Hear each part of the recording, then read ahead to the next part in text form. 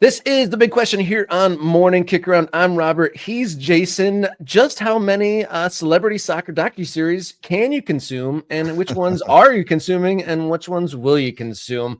I just noticed, obviously, the Welcome to Wrexham documentary is still going strong. Their third or fourth season, but there's a multitude of more, including Tom Brady's Built in Birmingham Necaxa with Eva Longoria, Running with the Wolves with Kelly Ripa. And then some others going behind the scenes. And Jason, I know you're loving my pronunciation of these things. So does that mean you're invested in one of these shows? Oh yeah, yeah. I'm not going to vouch for your pronunciation. I'm not going to say anything bad or good. Was it the Eva Longoria or the Necaxa? It was the Necaxa, that one. I think you can just say Necaxa and we'll be fine. But I appreciate the effort. This is a moment when this has become, copycat stuff is that happens all the time, right? If one thing works, everybody goes and copies it. It's just the way of the world, right? But this seems to be a little bit of a leaning too far into the docu. No, I actually don't think this is too new. Welcome to Wrexham and that style is fairly new, right? They created something. But there was a period where, we had Prime Video had a series of docuseries, different teams every year. Juventus had one. All these clubs had docuseries around them. I didn't watch all of them. I watched some of them. There's just so much out there. And so what I thought we would do is with the Wrexham debut in the championship, they lost against Southampton in heartbreaking fashion on Saturday morning. With that story and then the copycat nature of this, I thought we kind of dive into some of these. And I've watched Welcome to Wrexham, although I'm maybe a season behind. I have not seen these other ones, right? We're going to talk about 3 different Follow the Club docuseries that are out there right now. As you said, one of them is Built in Birmingham. That is the Birmingham City documentary with I'm sorry, I can't pronounce that word. Yeah, so should I just fall out about your English pronunciation? Start laughing about my Birmingham City is who we were talking about with Tom Brady. And what I would also point out here, because there's a Hollywood Reporter review of the Necaxa series, which has Eva Longoria and is part of it's like a branch off the Welcome to Wrexham tree, right? Because Rob and Ryan are involved in that as well. So that's like a spin-off, you can call it that, Mexican spin-off, Necaxa. This review from the Hollywood Reporter and Daniel Feinberg says that it lives in the shadow, does the Mexican documentary series of Welcome to Wrexham, and basically kind of paints a picture of it. Doesn't quite work as well. Now, I wanted to look at the trailers. Having not seen Necaxa, having not seen Built in Birmingham, having not seen a different one that is not related to Rob and Ryan called Running with the Wolves, which is about Kelly Ripa and her husband, Mark Consuelos, being part of an ownership group in Italy. And I would, for a team called Campobasso.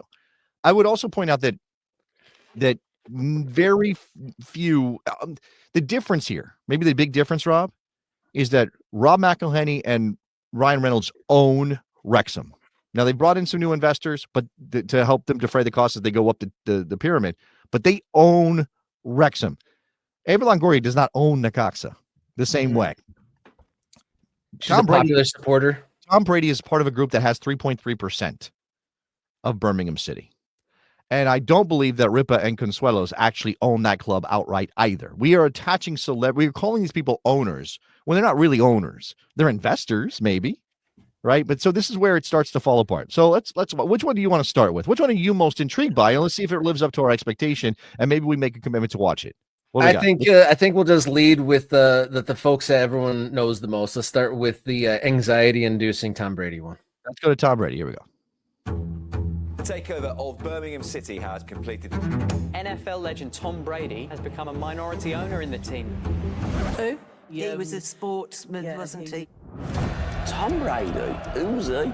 Probably what he knows about football. You could put on a postage stamp. Am I afraid of? This is not a vanity thing. This is like, let's get our elbows dirty. The guys on that soccer team, they've got something coming. He rewrote the history books in the NFL. The way we've been sold it, we're going to the top. We're We're trying to make Birmingham City a world-class team. If you can't say it, you can't do it. You guys need to come up with a name for me, like my savior. Birmingham have been the pioneers in up games of football from 1875, and they do it better than anybody else. I don't give a what they done here. I wasn't a part of that. What a nightmare for Birmingham. That's 3 defeats in a row now for Rooney. I believe all sports start at the top, and in the end, we screwed up. Birmingham have sacked Wayne Rooney as manager. Birmingham City have been relegated. Here we go again.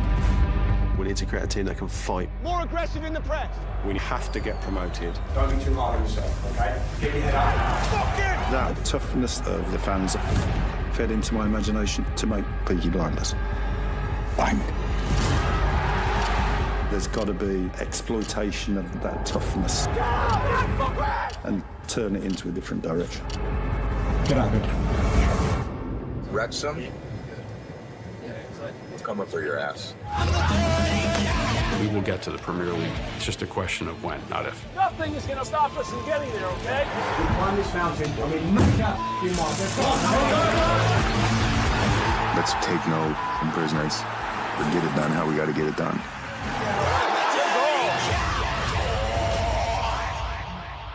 I have no fear. I have no fear. I have no fear in anything I do. Oh boy. Okay.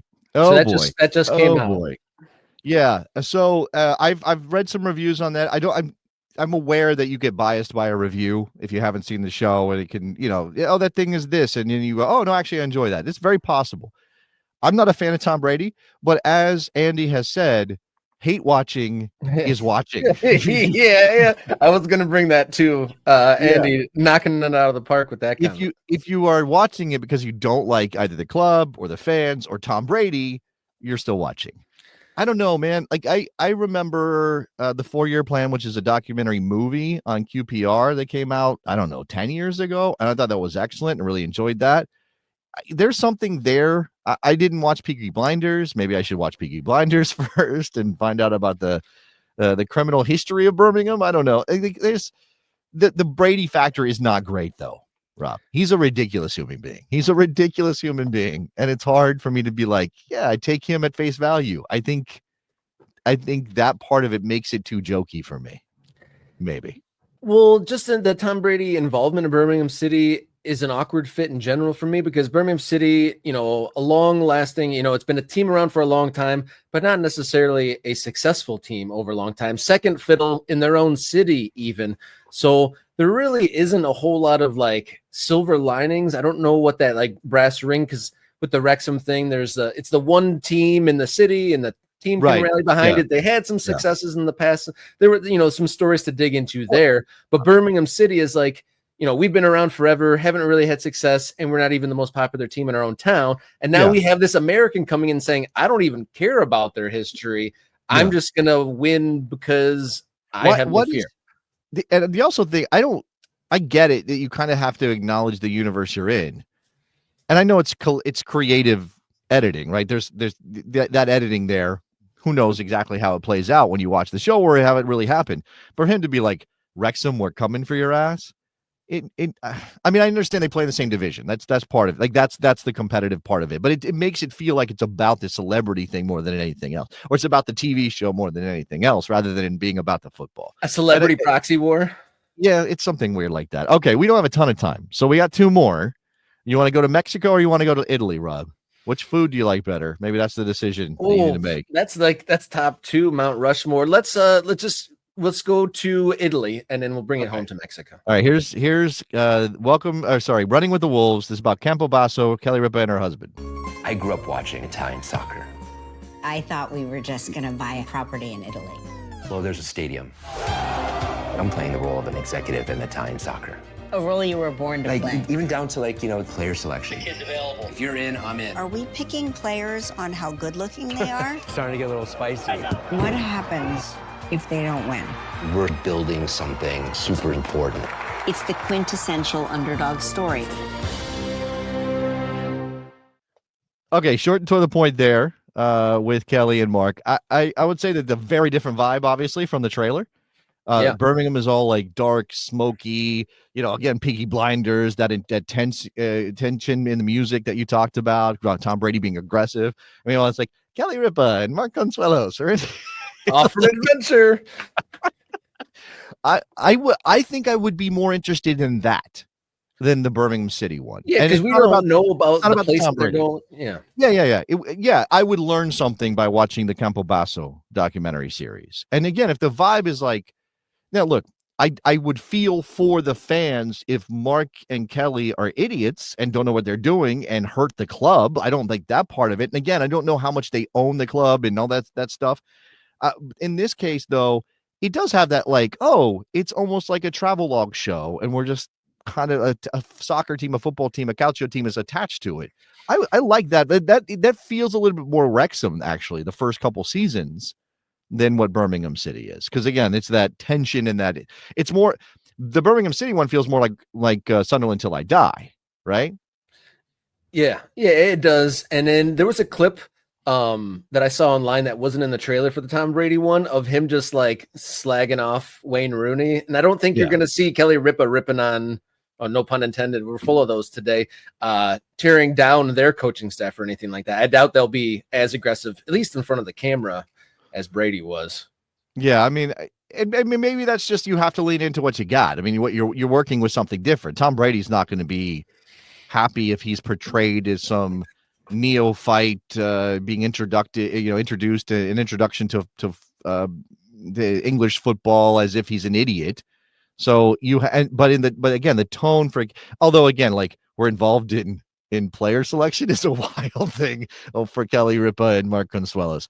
All right, there's one more. Again, this one is a direct branch off the Welcome to Wrexham tree with Evo Longoria involved in the ownership group with Necaxa, which is a top division team, right? I also think that's part of this that's interesting to me too, Rob. Like we start with Wrexham in the National League, right? It takes a couple seasons for them to get out when the money comes in from Rob and Ryan, but you're kind of watching, the whole thing is like you're watching a club try to work their way up, and that's part of the vibe.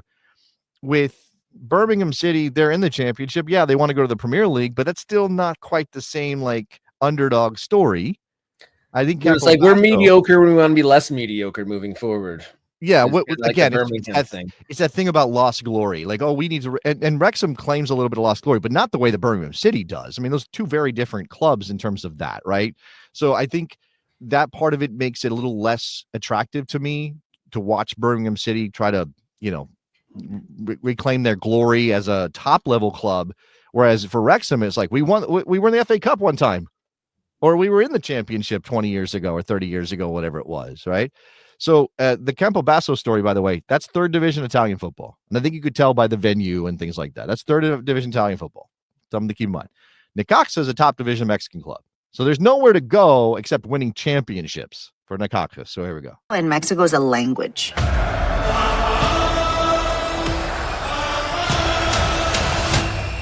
It's the national language. Eva Longoria was in town to watch her team, Club Necaxa.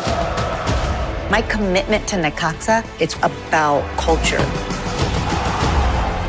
I want to show the beauty of the Mexican people.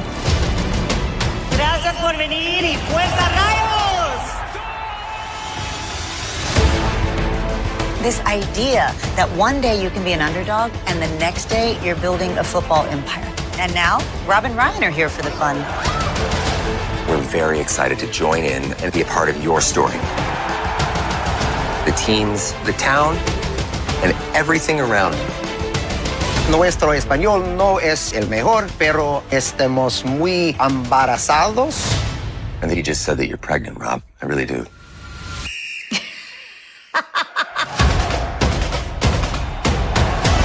Yo sé que si al Necaxa le va bien, a la población nos va a ir bien.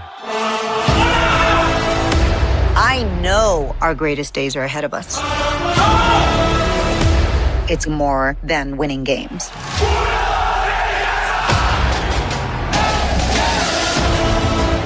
We're gonna win hearts. We're gonna inspire pride. We're gonna empower the team. That's what's at stake. And this is just the beginning.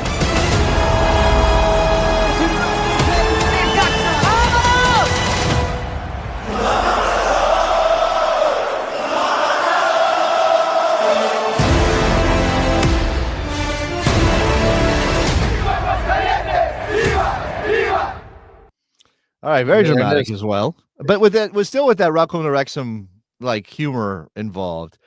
I'll tell you this: I don't love the Robin Ryan bits. I'm not a big fan of the Robin Ryan bits. They don't work for me. It was an add-in. It was like, oh, let's get him. Let's get a cameo. It's a cameo in Eva Longoria's show. Like, hey, I might not have the star power, but these guys do. I mean, somebody writing, "Hey Rob, can you say this line? You're going to say embarazadas," which is again pregnant. Like, yeah, okay, sure. Whatever. Man, I don't know if we're ringing the towel too much. Like, it's just not there anymore, or if I'm just being a humbug guy, right? Maybe I'm being a humbug guy, Rob.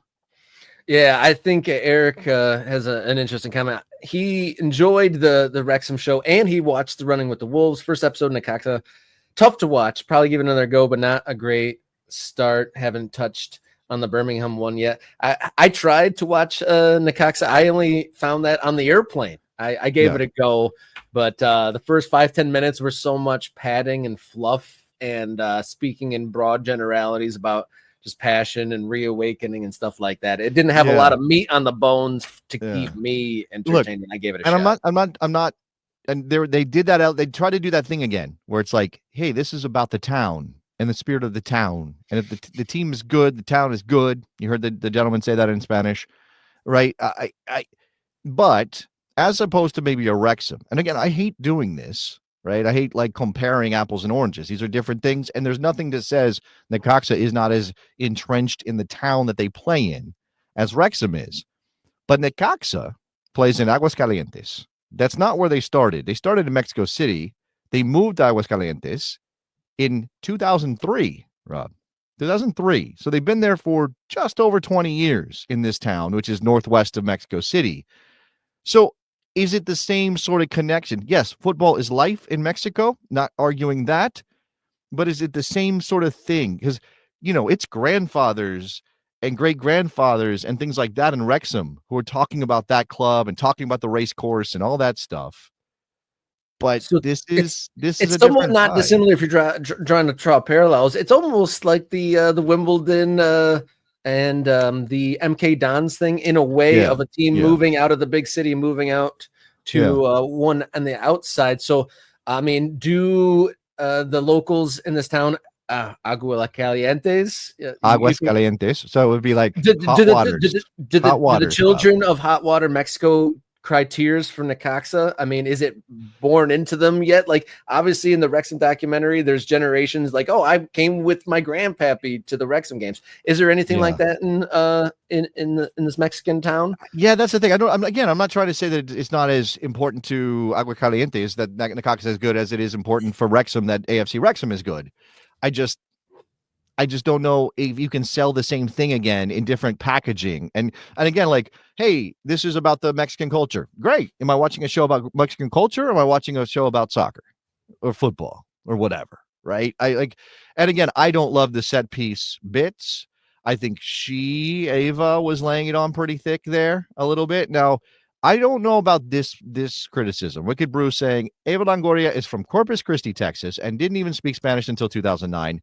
What is she even talking about? Now, is Eva I don't know this. Is Eva Longoria Mexican by background? If she's from Texas, maybe she still has, that background. I don't know. And then she's just kind of getting in touch with it, which is, I think she should be like allowed, right? Okay, her parents were her Tejano parents. So, there's Mexican in her history. Is she not allowed to kind of reconnect with her Mexican past or family's past? Of course she is. So I don't know, man. It's you have to find your level of accepting, again, like the schmaltz of it and the cheese of it to go with the football part. And if that is good enough for you. And there's also a very strong argument, Rob, that these aren't for us. We're diehard soccer fans. We know the game inside and out. It's not for us. It's for people who don't know much. Like the story of the woman who traveled to Wrexham and spent all this money and went to Wrexham and had never cared about soccer before she watched that show. And then she, when I think they were in League One, she put together a whole trip to go there and see the team in person because she had fully dived in. So I don't know, man. Thought experiment though. Eva Longoria, she's from Corpus Christi. Wouldn't it be fun if there's a docuseries of her getting behind the Corpus Christi USL expansion team, perhaps? Yeah. Where is our American soccer docuseries? That's a very good question. Who, instead of this is not whining. I'm not going to make this like, oh, they should be doing American stuff. No. Let's just imagine. Let's like you and I are pitching, or our MK Ultras and our viewers are pitching a show to television producers. What city, what club should they be focused on? What should we be doing? Right? People argue that Wrexham was about promotion and relegation. Well, that ain't the story in Necaxa. Okay, that ain't the story in Necaxa, and they got a show. So how do we? What USL team? MLS does have documentaries and they've done stuff, and I know. But what MLS? What not MLS team? What lower division American soccer team should have its own docuseries? Connects with its town, culture of the town, the attitude, the spirit, whatever it might be. Well, if you're talking about new examples, stuff from the summer, I sure hope Vermont Green is making a docuseries. I sure hope Portland Hearts of Pine are making something along those lines, and even the burrito guys over Farolito. I'm sure there could be some interesting conversations to be had about that. And there's countless amounts of new teams on the rise, but. That's a good point. Which ones would we want to see documented in a legit docuseries? From a storytelling perspective, American soccer clubs have typically, not always, but typically have a very different feel, right? There's no, I said Necaxa moved in 2003, but obviously that's a club that goes way, way back in Mexican football. Campo Basso, I'm sure it's a 100-year-old club because every Italian club is 100 years old. We know about Birmingham City. We know about Wrexham. Right. So when we talk about American soccer, we're talking about, generally speaking, new projects. And even if they're not new projects, they're kind of still new projects. So who is it that we can follow? Or maybe it's the Cosmos, right? Maybe the new New York Cosmos, which I think a lot of us are keeping a skeptical eye on for a lot of reasons. But if they're trying to recapture the spirit of that original Cosmos, Rob, the one that eventually in the 70s signed Pelé and Canalia and Beckenbauer and Carlos Alberto and had all that said and had Shep Messing in goal and was so high profile. They're trying to capture that spirit. Can they do that? Can they find that in Paterson, New Jersey? Maybe I watch a show and see if if those guys can figure it out. That's a good shout, because obviously it's like a huge challenge. They can hang their hats on some former glories. And they could also ring in some celebrities from the olden times, and then have, both the people in the project currently describing it, and then maybe you hear some of the old fashioned stories describing the new challenges of connecting the dots. I'm just brainstorming here. We're just responding to moments. Wicked Bruce says he's tired of the Cosmos story being retold over again. I'm not talking about telling the story of the Pele years. I'm talking about what's happening right now. Now you'd have to invoke Pele, of course you would. But I want to know, like, hey, how hard is it to sell Paterson, New Jersey, North Jersey on the idea of the Cosmos? Maybe I'm wrong. Andy says there's already an excellent Cosmos documentary, but you want a series. There's a movie, a once in a lifetime. There's an excellent documentary on those Pele years in New York and all of that.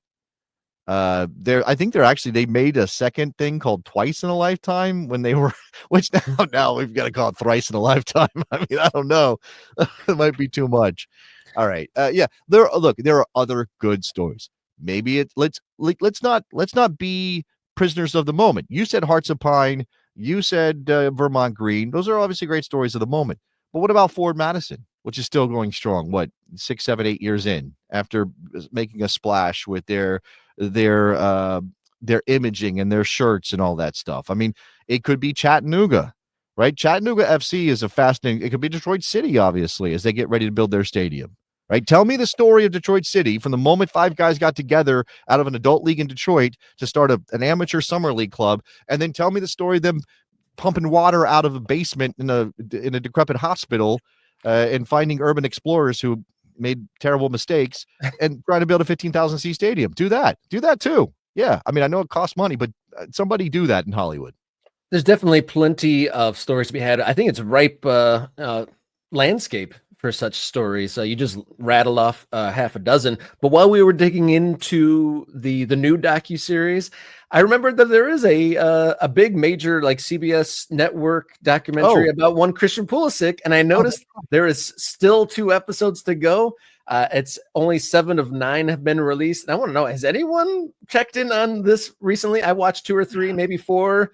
There's a couple nuggets, but I feel like if people were watching the whole summer of sin for Pulisic, probably made that fall off a cliff. Rob, I didn't watch the Apple TV Messi documentary that they dropped when he arrived in America. I didn't watch that thing. Player-driven documentaries are really tough sells for me, I think. Really tough. I'm trying to think of one that maybe I watched and enjoyed. Like a real-time one or historical one, the Maradona. I mean, no, anything with archived footage and anything that tells a story that was not told before in the moment, absolutely. The Maradona HBO, that was a movie, though, so a documentary. If you're talking about a series and you're trying to stretch out to 9 episodes on one guy, and that one guy is anybody, but much less Christian Pulisic, yeah, you're going to lose me. You're going to lose me. I watched the first 2 episodes of that. There were moments that I was like, oh, okay, but it didn't have a hook. It didn't keep me engaged. And I also think that there's a fundamental problem for me. And again, this is why I think maybe these things aren't for me all the time, because I have trouble. Like if I already know what happened because I follow soccer in a given season for a player, but particularly for a team, I don't know, like unless it's a very dramatic ending. And I guess that's the argument you can make for Wrexham getting promoted. But unless it's a very dramatic ending, it's hard for me to like, yeah, I'm going to go watch a show about a season I experienced as a fan, watching it happen, unfold. And now we're going back in time. I'm in a time machine for that. Again, and I'm spending multiple episodes over the course of months. Yeah, I don't know. Yeah, well, the Wrexham had the idyllic start because they were kind of coming out from the darkness. No one was following the National League or any of that stuff. So it was, experiencing it live. But yeah, since then, yeah, anyone could have followed it. And it's not quite as mysterious. Okay. I know we're extra time here. Shout out to the ultras for hanging out. I want to bring this in. Crispy Doo, who is on one of our members. Reason I have never watched Drive to Survive is what he's talking about. Like the season's already happened. He knows who won the title. He knows what happened in F1, and he's not going back to watch a season of Drive to Survive that chronicles that season. I get it, right? But I was not, and I have not kept up with it. I'll admit that. But I was not an F1 fan. I had a vague sense of it, but I was not a fan at all. And Drive to Survive got me. Like it hit me. Like I was like, oh, I'm all in on this. This is incredible. Look at the back and forth, and we're switching from McLaren to Ferrari, and I was in. But I think it's because I was new to the sport, and it was a learning experience on that front, as in addition to whatever happened during that F1 season. Yeah, no doubt indeed. And as you said, we are well into extra time. We just missed working together. We've gone well over time here. And I want to thank Brooks and Mitch and Jenny and the others for filling in while we were on our vacations and summer work schedule. And it's good to be back, the duo in the chairs here. And thank you everyone for tuning in. The comments have been great, and thanks for all the subscribers. If you haven't hit subscribe yet, do so now. The numbers are growing there. Thank you for everyone who's been on board there. Thank you to the MK Ultras. Is a channel membership, $3.99 a month, gets you priority access, commenting, the Discord channel, extra videos, early access to videos. Thank you for everyone who's helped there. And then thanks for everyone who's helped on coffee.com/morning kickaround. We got some specific fundraising goals there. And then you can also write us a note, morningkickaround@gmail.com, or follow us on social media at mkickaround on X, Instagram, and Blue Sky. Let me say this. Again, you could become a member of the channel. You can do the coffee thing if you want. Most important, more than anything, is to just tell people about Morning Kickaround and spread the word. We are going to be word of mouth. We've got some things we want to do, some very exciting stuff that could be in the offing here. Like, honestly, we're kind of blown away by some things that can be happening very soon, but we need your help to spread the word of this show, particularly if you care about lower division soccer stories, or you care about the stadium building thing, or you care about, stuff that maybe isn't going to get a lot of mainstream attention.